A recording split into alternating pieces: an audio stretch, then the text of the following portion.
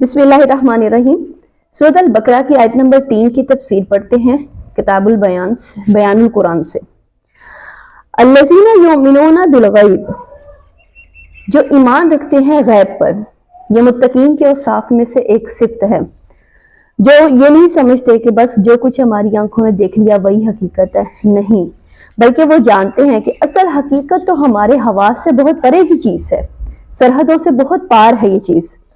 ہدایت قرآنی کا نقطہ آغاز یہ ہے کہ انسان یہ سمجھ لے کہ جو کچھ حقیقت ہے وہ اس کی نگاہوں سے مستور ہے۔ انگلستان کے ایک بہت بڑے فلسفی تھے بریٹلے، ان کی کتاب کا عنوان تھا اپیئرنس اینڈ ریالٹی۔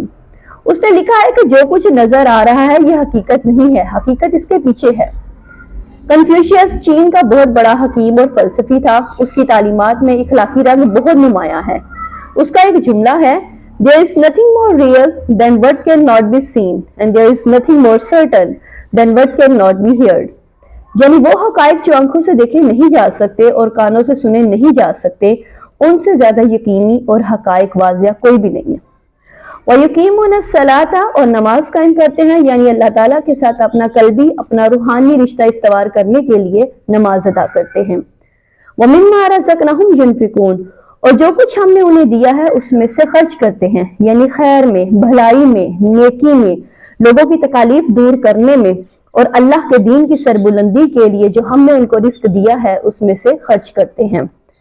آیت نمبر 4 ہے، وَالَّذِينَ يُؤْمِنُونَ بِمَا أُنزِلَ إِلَيْكَ، اور جو ایمان رکھتے ہیں اس پر بھی جو اے نبی صلی اللہ علیہ وسلم آپ کی طرف نازل کیا گیا، وَمَا أُنزِلَ مِن قَبْلِكَ، اور اس پر بھی ایمان رکھتے ہیں جو آپ صلی اللہ علیہ وسلم سے پہلے نازل کیا گیا۔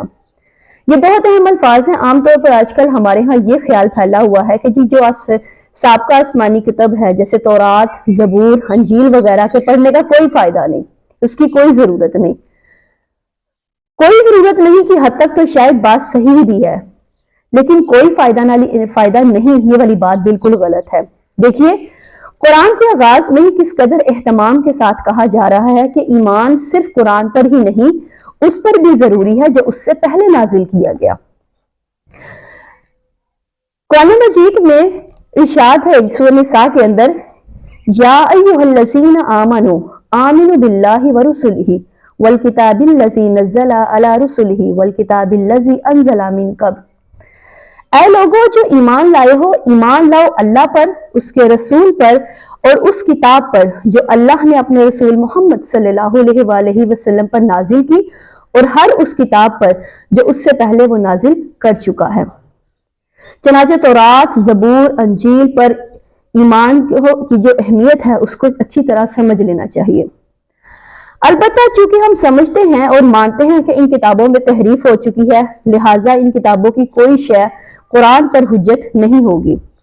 جو چیز قرآن سے ٹکرائے گی ہم اس کا رد کر دیں گے، اور ان کتابوں کی کسی شے کو دلیل کے طور پر نہیں لائیں گے۔